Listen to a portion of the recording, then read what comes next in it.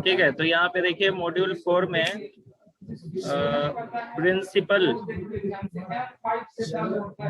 यानी hydro power plant जो हमने कवर किया है वो काफी डिटेल में पढ़ना था, लेकिन विंड पावर प्लांट, ठीक है, यहाँ दिख रहा है ना? Yes sir, wind, tidal, solar photovoltaic and solar thermal, geothermal, biogas and fuel cell power system. तो इसका हमें सिर्फ प्रिंसिपल पढ़ना है, ठीक है? Yes sir, only principle. बाकी आपको हाइड्रो पावर प्लांट का लेआउट पढ़ना था, उसका component selection, site selection, classification, ये जितना था पॉइंट, ये सारा हाइड्रो पावर प्लांट का था। क्योंकि एक ही मॉड्यूल में अगर इतने सारे पावर प्लांट काफी डिटेल में पढ़ने के लिए डाल देगा तो बहुत मुश्किल हो जाएगा, ठीक है? इसके लिए कम से कम चाहिए, ठीक है? तो यहाँ पे आप लोग को प्रिंसिपल सिर्फ इसका देखना है कि विंड पावर प्लांट जो है उसमें विंड से इलेक्ट्रिसिटी कैसे जनरेट करते हैं, ठीक है ना? देन सर ये सब तो सर ये सब तो रिन्यूएबल में भी यही सब आएगा ना सर फिर तो? हाँ, non conventional renewable source of energy हुआ ये, ठीक है? इसको नॉन कन्वेंशनल बोलते हैं या रिन्यूएबल बोलते हैं, ठीक है? नॉन कन्वेंशनल क्या हुआ? देखिए कन्वेंशनल क्या होता है? कन्वेंशनल आपका जैसे थर्मल पावर प्लांट है, न्यूक्लियर पावर प्लांट है, ठीक है? तो ये सब कन्वेंशनल में आता है। नॉन कन्वेंशनल में क्या आता है? जैसे ये wind power plant, tidal, solar, ठीक है, जियोथर्मल, फ्यूल सेल है या बायोगैस है, ये सब नॉन कन्वेंशनल में आता है, या इसको रिन्यूएबल सोर्स ऑफ एनर्जी भी बोलते हैं, ठीक है? ओके, तो स्टार्ट करें। यस सर, ठीक है, तो विंड पावर प्लांट के बारे में हम ज्यादा डिटेल में नहीं जाएंगे कि विंड पावर प्लांट किस टाइप का होता है, उसका क्या क्लासिफिकेशन है। सिर्फ हमें यहाँ प्रिंसिपल पढ़ना है कि विंड से इलेक्ट्रिसिटी कैसे जनरेट की जाती है, ठीक है? तो कुछ पॉइंट देखिए, जैसे यहाँ पे लिखा है विंड एनर्जी, फर्स्ट पॉइंट, ठीक है? Wind energy is an indirect form of solar energy. अब ये क्यों बोल रहा है? सोलर एनर्जी का फॉर्म विंड कैसे हो सकता है, ठीक है? सोलर और विंड में क्या रिलेशन है, आप लोग बता सकते हो? अच्छा, हवा क्यों चलती है?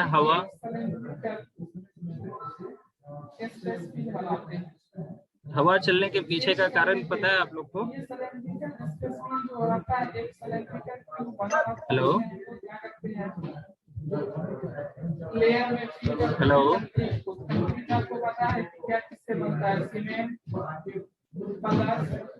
आवाज आ रही है? यस सर, हमारे यस सर। हाँ, तो बोल रहा हूँ हवा चलने का कारण पता है आपको? हवा कब चलती है, क्यों चलती है, क्या उसका कारण है? नहीं पता? ठीक है, चलिए देखते हैं। अगर मान लीजिए अर्थ सरफेस का अनइवन हीटिंग होगा, अनइवन हीटिंग का मतलब क्या हुआ? मान लीजिए किसी एक पोर्शन को, अर्थ के सरफेस को, किसी एक पोर्शन को ज्यादा हीट कर दिया जाए एंड कोई और पोर्शन कोल्ड रहे। जैसे मान लीजिए इक्वेटर पे सबसे ज्यादा हीटिंग होती है and north and south pole जो है वहां पे हीटिंग नहीं हो पाती है, क्लियर ना? तो वहां पे नॉर्थ एंड साउथ पोल पे जो एयर की डेंसिटी है वो क्या होगी? ज्यादा होगी, क्योंकि कोल्ड एयर है, एंड हॉट एयर की डेंसिटी क्या हो जाती है? कम हो जाती है, ठीक है ना? तो ड्यू टू डेंसिटी डिफरेंस क्या होती है? हॉटर एयर क्या होता है? ऊपर की तरफ उठता है, ठीक है? एंड कोल्डर एयर उसकी जगह लेने के लिए, मीन्स अगर हॉटर एयर, मान लीजिए इक्वेटर बहुत ही हॉट हो गया तो वहां का एयर जो हो गया हॉट हो गया, तो उसकी डेंसिटी कम हो गई। डेंसिटी कम होने की वजह से वो ऊपर की तरफ उठेगा, ठीक है? तो जो नॉर्थ एंड साउथ पोल पे कोल्ड एयर है वो क्या होगा? इक्वेटर की तरफ फ्लो होना स्टार्ट हो जाएगा, क्योंकि अगर मान लीजिए इक्वेटर का एयर ऊपर उठ रहा है क्योंकि हॉट हो गया, उसकी डेंसिटी कम हो गई है, तो उसकी जगह लेने के लिए कोई हायर डेंसिटी वाली फ्लूइड आएगी, हायर डेंसिटी वाली एयर आएगी, तो वो किधर से आएगी? नॉर्थ पोल से, साउथ पोल से, है ना? तो इस तरह से क्या होगा, नॉर्थ से वेस्ट की तरफ या साउथ से ईस्ट की तरफ एक हवा चलेगी, ठीक है, ड्यू टू डेंसिटी डिफरेंस। तो इसीलिए यहाँ पे बोला जा रहा है कि ये जो विंड एनर्जी है वो क्या है, सोलर के कारण होता है, सोलर एनर्जी के कारण होता है, क्योंकि सोलर की वजह से अनइवन हीटिंग होती है अर्थ सरफेस की, एंड उसकी वजह से डेंसिटी डिफरेंस आता है, ठीक है ना, and due to density difference, ठीक है, ड्यू टू डेंसिटी डिफरेंस यहाँ पे हवा चलती है, ठीक है। तो यहाँ पे लिखा हुआ है आप लोग को, since wind is introduced chiefly by uneven heating of earth crust by sun, earth crust नहीं होना चाहिए यहाँ पे, अर्थ सरफेस होना चाहिए, ठीक है, अर्थ क्रस्ट तो अंदर होता है। So conversion of wind energy into electrical energy can reduce the power dissipate to large extent. तो अगर हम विंड एनर्जी जो है उससे अगर इलेक्ट्रिसिटी जनरेट करें, तो जो पावर की रिक्वायरमेंट है ना, पावर डेफिसिट का मतलब क्या होता है, जितनी पावर की रिक्वायरमेंट है उतनी हम सप्लाई नहीं कर पा रहे। जैसे मान लीजिए इंडिया का पावर डेफिसिट अगर निकाला जाए, तो इंडिया में पावर का डिमांड होगा मान लीजिए 1,00,000 मेगावाट, और हम इलेक्ट्रिसिटी जनरेट कितना कर रहे हैं, 80,000 मेगावाट। तो 20,000 मेगावाट हम क्या है, पावर डेफिसिट में है, ठीक है ना। डेफिसिट का मतलब समझ में आ गया, जितनी डिमांड है उतना प्रोडक्शन नहीं हो रहा है, उसी को बोला जाता है पावर डेफिसिट। तो अगर मान लीजिए ये जो नॉन कन्वेंशनल एनर्जी सोर्सेस है, जैसे विंड हो गया, तो विंड से अगर इलेक्ट्रिसिटी जनरेट किया जाए तो ये पावर डेफिसिट को कम कर सकता है। In contrast to direct solar heating, non conventional form of wind energy can be available continuously in selected wind location. अब देखिए सबसे बड़ा इसका प्रॉब्लम क्या है, एक सिलेक्टेड विंड लोकेशन में भी ही इसको लगाया जा सकता है। ये नहीं कि आप कहीं पे भी विंड पावर प्लांट लगा देंगे और वो इलेक्ट्रिसिटी जनरेट करने लगेगा, मीन्स उसकी एफिशिएंसी बहुत ही कम होगी। लेकिन कुछ सिलेक्टेड साइट है इंडिया में जहाँ पे अगर आप विंड पावर प्लांट वहाँ पे बैठाते हैं तो एक कंटिन्यूअस एनर्जी जनरेट किया जा सकता है उससे, ठीक है, मीन्स वहाँ पे विंड की स्पीड अच्छी रहती है। एंड आगे हम देखेंगे कि विंड की स्पीड का पावर से क्या रिलेशन है, कि जितनी ज्यादा विंड की स्पीड होगी उतना ही ज्यादा पावर प्रोड्यूस होगा, ठीक है। However, the extent of power generation can vary due to variable wind velocity during the day and place to place and season to season, ठीक है। विंड की स्पीड वेरी करती है, यानी ये नहीं रहता है कि पूरे 24 आवर कांस्टेंट स्पीड रहेगी, ठीक है। हम लोग जानते हैं ये, आप यहाँ भी देखते हो कि कभी तेज हवा चलती है, कभी एकदम बिल्कुल हवा नहीं चलती है। तो season to season, place to place and during day क्या होता है, विंड की स्पीड वेरी करती है। Advantage of wind energy are that it is cheap, clean, non polluting, ठीक है। Non conventional means renewable source of energy है, ये इको फ्रेंडली है, चीप है। चीप कहने का मतलब जो इंस्टॉलेशन कॉस्ट आएगा वही कॉस्ट पड़ता है ना, विंड पावर प्लांट बैठाने का। फ्यूल कॉस्ट तो जीरो है ना, तो इसलिए it has no fuel cost. Clean है, कोई पॉल्यूशन नहीं होती है, ठीक है, कोई फ्यूल हम बर्न नहीं कर रहे हैं जिससे पॉल्यूशन क्रिएट होगा। Main disadvantage are it is erratic. Erratic means क्या होता है, यानी बहुत ज्यादा उसमें वाइब्रेशन एंड साउंड जनरेट होती है। जहाँ पे विंड पावर प्लांट बैठाएंगे वहाँ पे साउंड पॉल्यूशन होगा, एंड वाइब्रेशन मीन्स जब उसका फैन घूमता है तो उससे बहुत ही ज्यादा साउंड जनरेट होती है, तो एक तरह से बोल सकते हैं साउंड पॉल्यूशन होगा। Its availability at a specific location, ये भी एक डिसएडवांटेज है कि ये सारे जगह हम पूरे इंडिया में कहीं भी चाहे वहाँ पे विंड पावर प्लांट बैठा दे तो उतना उसकी इफिशियंसी नहीं रहेगी, ठीक है। तो एक स्पेसिफिक लोकेशन पे ही अवेलेबल होता है with high capital cost high है, क्योंकि मान लीजिए पहाड़ी लोकेशन है, पहाड़ी लोकेशन पे हवा तेज चल रही है, मीन्स अच्छा वहाँ पे विंड स्पीड मान लीजिए 12 से 15 घंटे अच्छी रहती है, तो आप वहाँ पे जाकर अगर इंस्टॉलेशन करेंगे तो उसका कॉस्ट, कैपिटल कॉस्ट वगैरह बहुत ज्यादा होगा। देन इसका ब्लेड वगैरह का जो डिजाइन किया जाता है वो भी काफी कॉस्टली होता है, ठीक है। तो हाई कैपिटल कॉस्ट है। कैपिटल कॉस्ट होता है कि जो इंस्टॉलेशन कॉस्ट है, जैसे पावर प्लांट आप बैठाने जाएंगे तो जो कॉस्ट आएगा that is called capital cost. ठीक है। Cause sound pollution.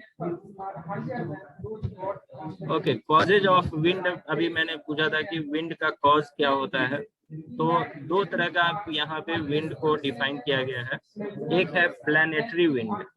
ठीक है, प्लैनेटरी विंड जो अभी मैंने बताया था कि earth surface, near the earth surface, जो इक्वेटर है, इक्वेटर पे ज्यादा हीटिंग होती है अर्थ सरफेस की, एंड उसकी वजह से क्या होता है विथ रिस्पेक्ट टू किसके, northern and southern pole, means north and south pole के रेस्पेक्ट में इक्वेटर की पे जो अर्थ सरफेस है वहां पे ज्यादा हीटिंग होती है, and it causes hot air to rise from equator to pole. तो इसकी वजह से क्या होती है, जो इक्वेटर पे एयर है उसकी डेंसिटी कम हो जाएगी एंड वो मूव करेगा कहाँ से, इक्वेटर से पोल की तरफ। ठीक है ना, जिसकी डेंसिटी कम हो गई तो वो क्या होगा, मूव करेगा। ठीक है, तो it causes the hot air to rise. Hot air किधर राइज करेगा, equator to pole in easterly direction, east direction में, and cold air from pole flow back westerly direction. ठीक है, तो हॉट एयर ईस्ट डायरेक्शन में होगा and cold air किधर flow होगा, वेस्ट डायरेक्शन फ्रॉम पोल। ठीक है, and the direction of motion of this wind with respect to earth is affected by rotation of earth, means earth का rotation, यानी ये speed जो है बोल रहा है कि स्पीड किससे इफेक्ट होगा, तो स्पीड जो होगी एयर की वो अफेक्ट होगी अर्थ के रोटेशन से, देन फ्रिक्शन लॉसेस वगैरह होंगे। ठीक है, phenomena, wind direction, magnitude, quite complex and it is affected by uneven level of air heating, frictional resistance, obstruction caused by mountains and building trees। तो जो माउंटेन्स है या बिल्डिंग ट्रीज वगैरह उससे उसका जो एयर की वेलोसिटी है वो अफेक्ट होती है। लेकिन आपको कॉज समझना है कि कॉज क्या है, तो कॉज क्या है, due to heating, uneven heating of earth surface. जैसे इक्वेटर पे ज्यादा हीटिंग हुई, वहां का लाइट एयर हो गया, एंड पोल पे कम हीटिंग है तो वहां पे क्या है, हायर डेंसिटी वाला एयर है।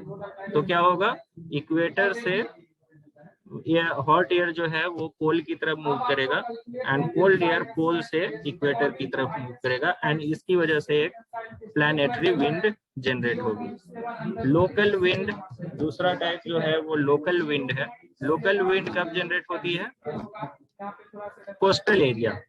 ठीक है, जैसे समुद्री तट जो होता है, कोस्टल एरिया जो होता है, वहां पे जैसे वाटर एंड अर्थ सरफेस की बात करें तो अर्थ सरफेस वाटर के रिस्पेक्ट में जल्दी हॉट हो जाता है। जैसे सन रेज जब आएगा अर्थ सरफेस पे तो अर्थ सरफेस की हीटिंग जल्दी हो जाती है एंड वाटर के रिस्पेक्ट में, मीन्स समंदर का सरफेस क्या है, वाटर है, एंड जहाँ पे पानी नहीं है वो अर्थ सरफेस है। तो सन रेज तो दोनों जगह सेम आ रहा है, लेकिन वाटर का हीटिंग के रेस्पेक्ट में क्या होगा, अर्थ सरफेस की हीटिंग जल्दी हो जाएगी। तो दिन के टाइम में क्या होगा, डे टाइम में जो शोर एरिया है, मीन्स जो कोस्टल एरिया है, ठीक है, समुद्री तट एरिया जो है, उधर अर्थ सरफेस हॉट हो जाएगा विथ रेस्पेक्ट टू वाटर।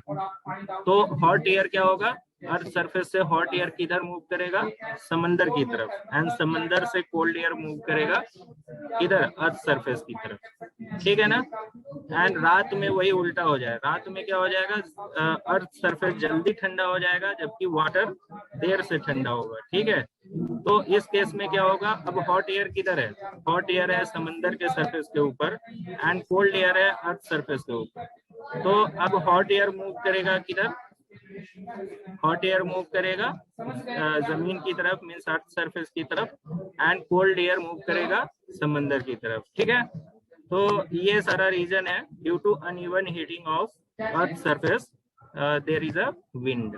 ठीक है, वेलोसिटी ऑफ विंड हमको मिलता है। ठीक है, यहाँ तक समझ में आ गया।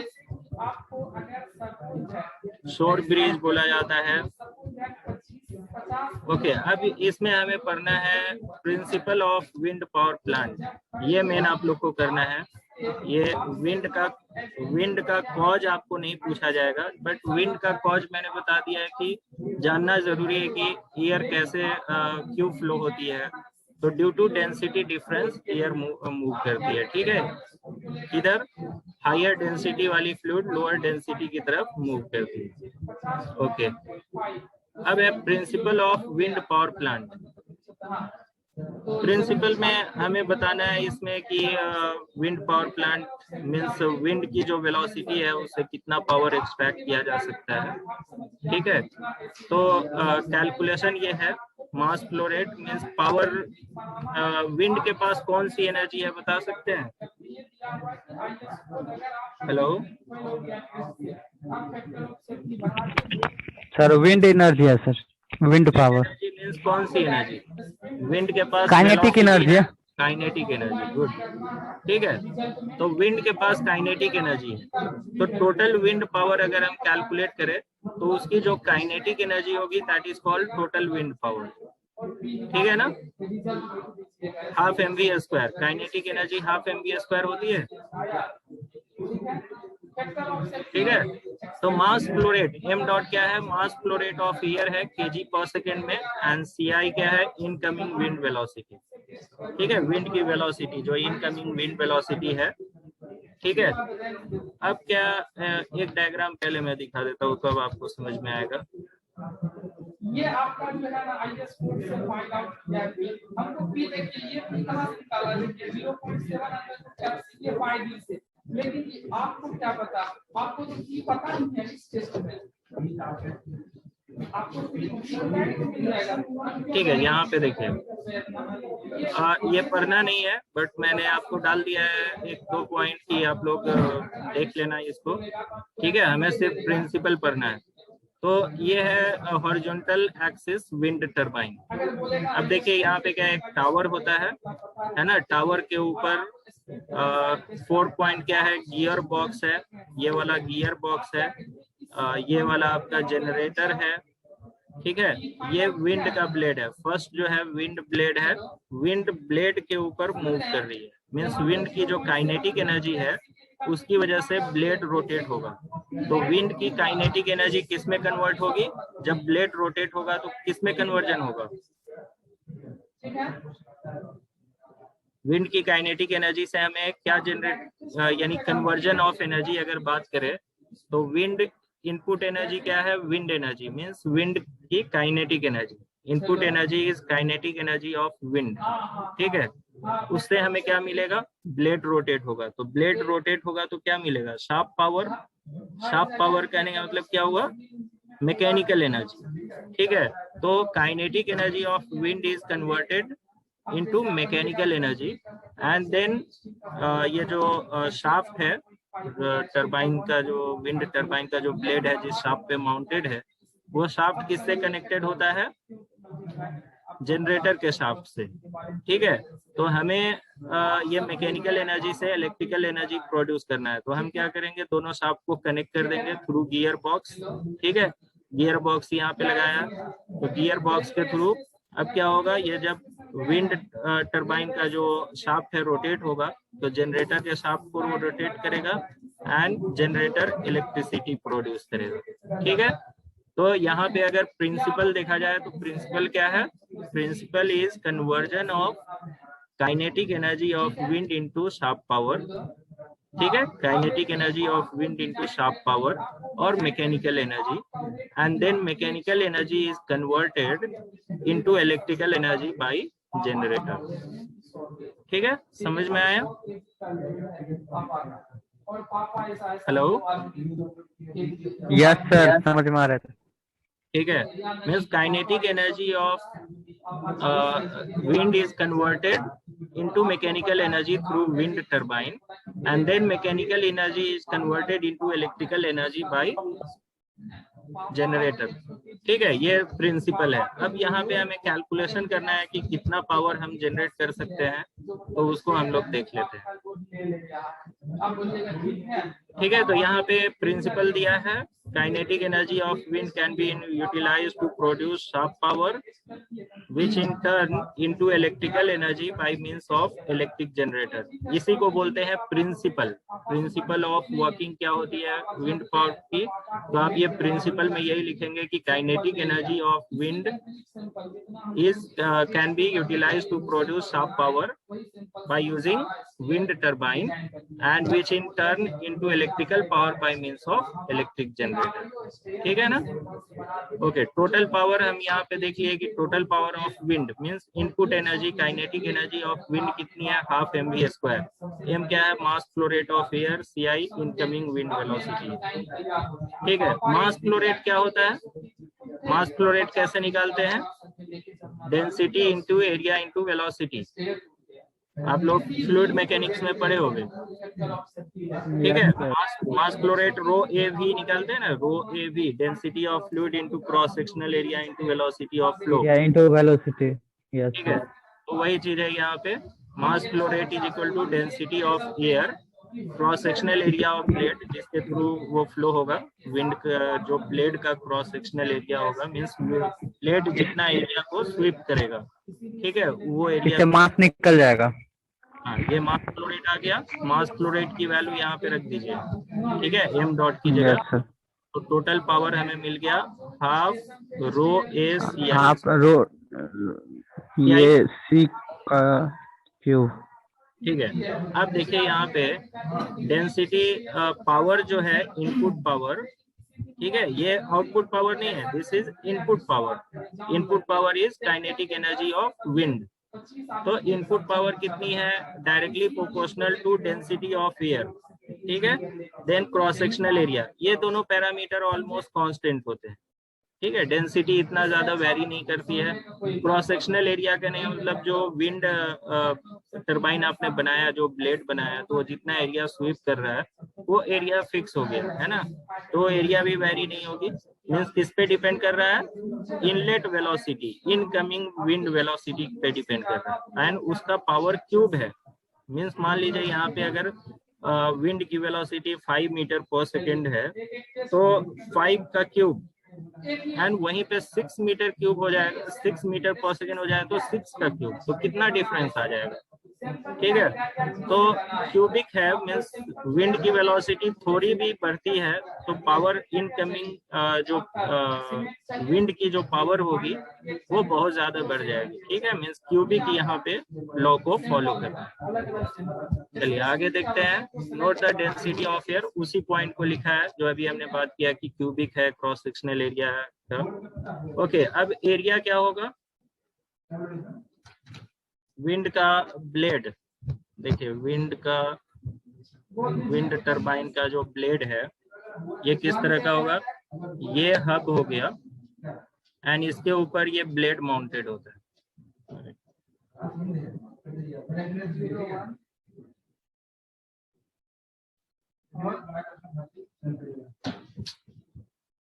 क्या हो गया, ठीक है, ये हब है।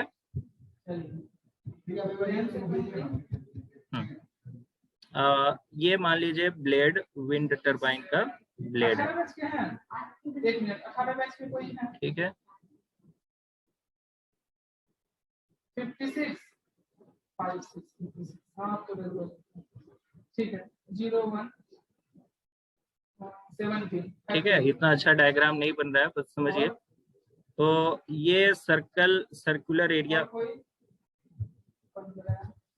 देखिए ये सर्कुलर एरिया, जब विंड का ब्लेड रोटेट होगा तो ये सर्कुलर एरिया कवर करेगा, है ना, तो इसी को बोलते हैं क्रॉस सेक्शनल एरिया। एंड यहाँ से विंड को फ्लो होना है। ठीक है, this is cross sectional area and इससे, इस क्रॉस सेक्शनल एरिया से विंड फ्लो हो रहा है। ठीक है ना, ये क्लियर हुआ। तो इसका क्रॉस सेक्शनल एरिया क्या है, सर्कुलर है, सर्कल का कुछ डायमीटर होगा, इसका डायमीटर होगा d, तो क्रॉस सेक्शनल एरिया क्या हो जाएगा, π/4 d²। ठीक है ना, ये क्लियर हुआ। ये hello, yes sir.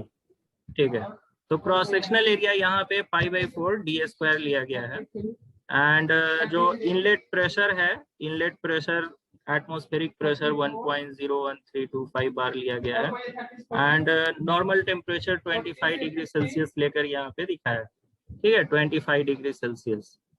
So total wind power in terms of density, diameter of wind blade and incoming velocity, है ना। टोटल विंड हाफ मास फ्लो रेट था हाफ mv², तो यहाँ पे हाफ m को हमने रो ACI³ लिखा था। ठीक है, तो रो एंड एरिया हो गया π/4 d²। इसको सिंप्लीफाई करेंगे तो क्या आ गया, 1/8 पाई रो d²/CI³। तो ये है विंड के पास इतनी एनर्जी अवेलेबल है। ठीक है, this is the available energy with wind. Clear हो गया। अब यहाँ पे देखिए किस पैरामीटर पे विंड एनर्जी डिपेंड कर रही है। तो it is depending on density, diameter of wind turbine blade and incoming velocity of air. ठीक है ना। तो डेंसिटी तो ज्यादा चेंज नहीं होने वाली है, डेंसिटी ऑफ एयर थोड़ी बहुत चेंज होगी। मेन है यहाँ पे डायमीटर ऑफ ब्लेड। तो जितना बड़ा ब्लेड आप लगाएंगे उतना ज्यादा यानी इनकमिंग पावर होगा, मींस विंड की पावर अवेलेबिलिटी होगी। एंड CI जो है, विंड की जितनी ज्यादा वेलोसिटी होगी उतना ज्यादा अवेलेबल एनर्जी विथ विंड होगी। ठीक है, तो it is directly proportional to d²। ठीक है, मींस जितने ज्यादा आप डायमीटर बढ़ाएंगे उसका स्क्वायर प्रोपोर्शन में अवेलेबल विंड एनर्जी बढ़ेगी। ठीक है, एंड क्यूबिक पावर के टर्म में वेलोसिटी का है। तो ये फॉर्मूला याद रखिएगा, this is total energy available with wind. चलिए, अब maximum power. Practically, in a well-designed wind turbine, only a fraction of total power can be converted into useful work. अब fraction of total power सिर्फ हम convert कर सकते हैं, ये graph से दिखाया है आपको। टोटल विंड पावर इधर लिया है y एक्सिस पे, एंड रोटर का डायमीटर, ठीक है, एंड विंड की स्पीड। तो विंड स्पीड जैसे जैसे बढ़ेगी, ये क्यूबिक लॉ को फॉलो कर रहा है, वही यहाँ पे दिखा रहा है। This is following a cubic law. And diameter d है तो ये पावर कम मिल रहा है, एंड डायमीटर 2d हो गया तो उससे ज्यादा पावर मिल रही है। 3d हो गया, 3 times of diameter means 3d diameter है तो और ज्यादा पावर मिलेगी। और इसको कर्व से दिखाइएगा, स्ट्रेट लाइन से नहीं दिखाइएगा। ठीक है, क्योंकि ये कर्व क्यूबिक लॉ है ना, c का क्यूब है, c का क्यूब है, डायमीटर का स्क्वायर है, तो इसीलिए ये कर्व से हमें दिखाना है। ओके, नेक्स्ट पॉइंट, इसी में हमें कंडीशन फाइंड करना है कि किस कंडीशन में मैक्सिमम एनर्जी अवेलेबल होगी, मींस मैक्सिमम कितना उससे एनर्जी एक्सट्रैक्ट किया जा सकता है। ठीक है, तो मान लीजिए दिस डिफरेंस, ये डायग्राम पहले समझाता हूँ मैं।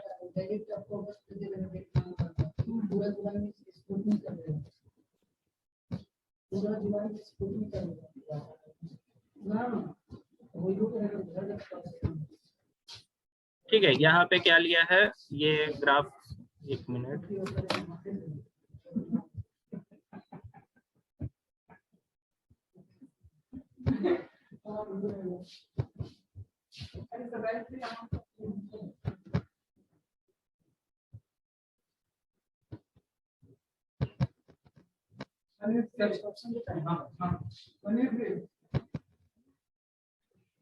ठीक है, यहाँ पे समझिए। ओके, सी हियर, ये क्या है, इनपुट प्रेशर है मींस इनलेट प्रेशर, एंड ये क्या है, एग्जिट प्रेशर। ये ब्लेड है, मान लीजिए ये आपने टरबाइन बैठाया एंड टरबाइन का ये ब्लेड है। ठीक है, this is blade of turbine. Okay, अब यहाँ से एयर इसके ऊपर फ्लो होगा, बाहर की तरफ एयर निकलेगा ऐसे, ठीक है, तो इसी का वेरिएशन दिखाया जा रहा है कि विंड, ये जो ब्लेड है, ब्लेड की कुछ विड्थ है ना, तो ब्लेड की विड्थ हम मान लेते हैं इतना, ये डैश लाइन से जो दिखा है, ठीक है, और ये इनलेट है, ये एग्जिट है, ठीक है।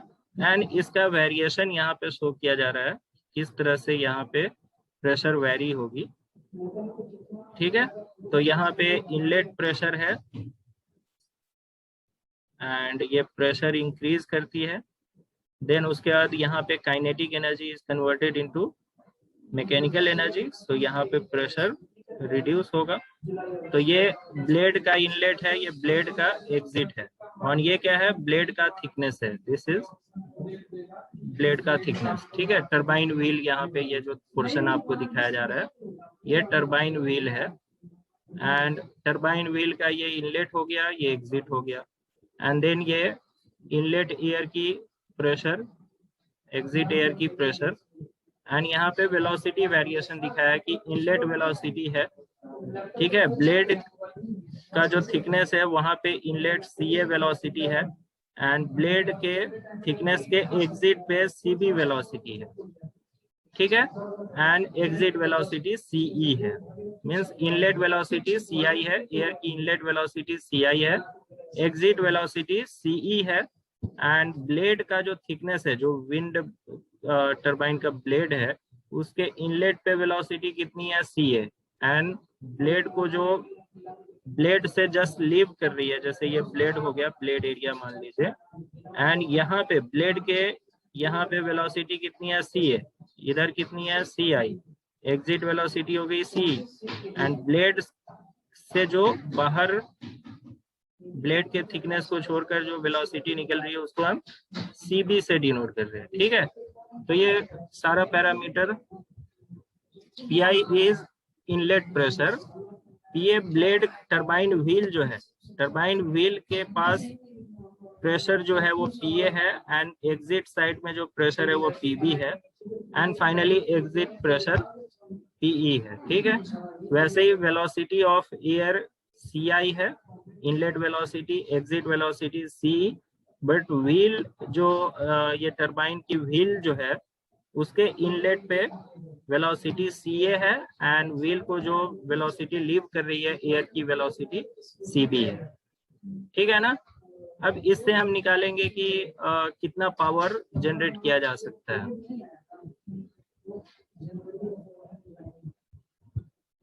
ठीक है। तो यहाँ पे देखिए steady flow energy equation apply किया गया है, स्टेडी फ्लो एनर्जी इक्वेशन,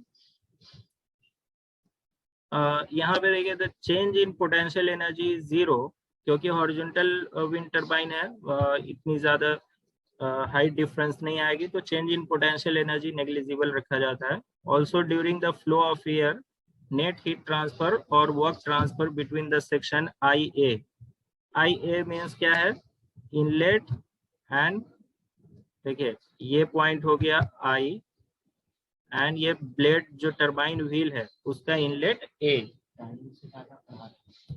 नहीं, ठीक है, फिर उसका एग्जिट हो गया PB, ठीक है ना, ये व्हील का। तो पोटेंशियल एनर्जी I से A तक, I से A करने का मतलब क्या हुआ, ये सेक्शन तीन पार्ट में इसको डिवाइड किया, ये I से A हुआ, A से B हुआ, एंड B से एग्जिट हुआ ये, ठीक है, B से एग्जिट साइड में, यहाँ तीन पार्ट में हम डिवाइड कर रहे हैं, और यहाँ पे तीनों पार्ट के लिए आप अप्लाई करेंगे स्टेडी फ्लो एनर्जी इक्वेशन, ठीक है। तो IA के लिए हम अप्लाई कर रहे हैं, I एंड A पॉइंट के लिए, तो flow work plus kinetic energy, ठीक है। एक्चुअली क्या होता है ये steady flow energy equation, hello क्या चीज है सर,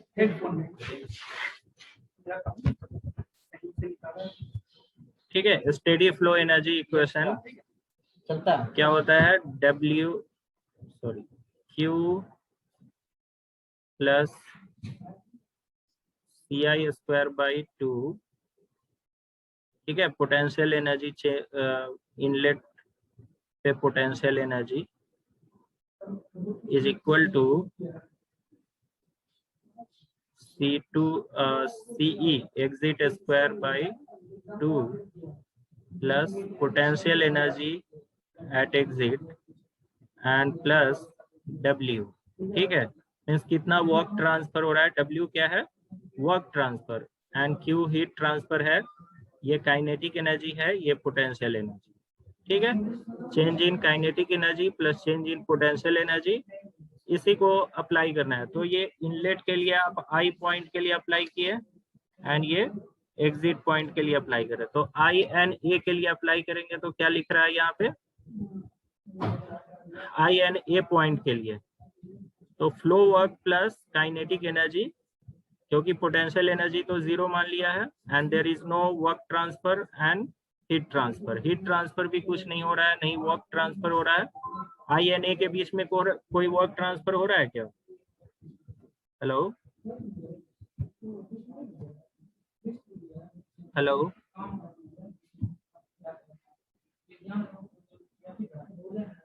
आवाज आ रही है?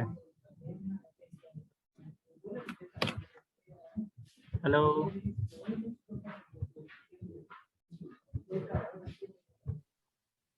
हाँ सर, आवाज आ रही है ना? हाँ आवाज आ रही है। ठीक है, यहाँ पे 3 सेक्शन है, 3 सेक्शन के लिए आपको तो यहाँ ब्लेड जो है, विंड टरबाइन की जो ब्लेड है वो इस पोर्शन में है। ये जो 2 डैश लाइन दिखाया गया है, इस पोर्शन के बीच में टरबाइन की व्हील है, मीन्स ब्लेड है। तो टरबाइन ब्लेड के ऊपर जब फ्लो होगा तभी जाकर पावर प्रोड्यूस होगा ना, ठीक है।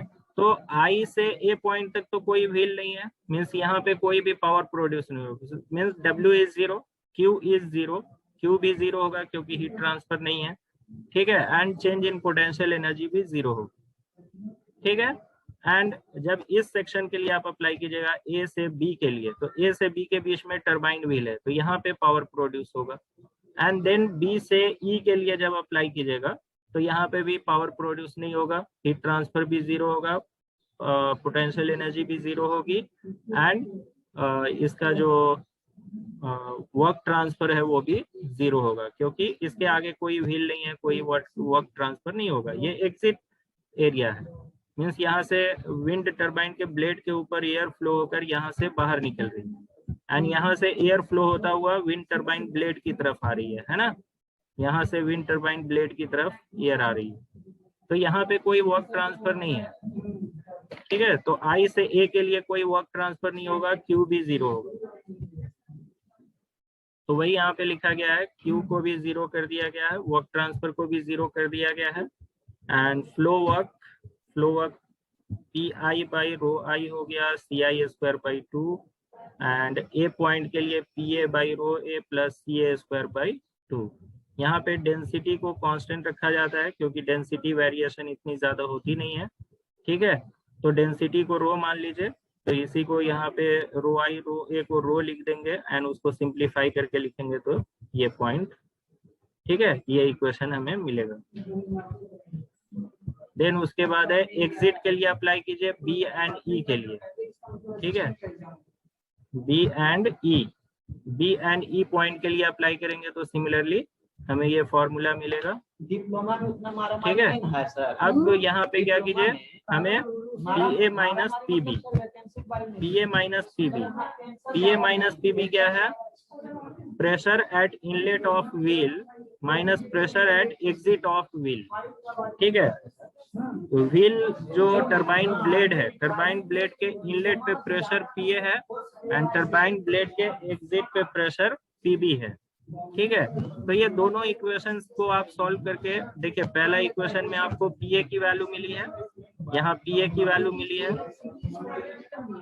ठीक है, दिस इज PA, एंड दूसरे इक्वेशन में आपको क्या मिला है, PB की वैल्यू, यहाँ पे आपको PB की वैल्यू।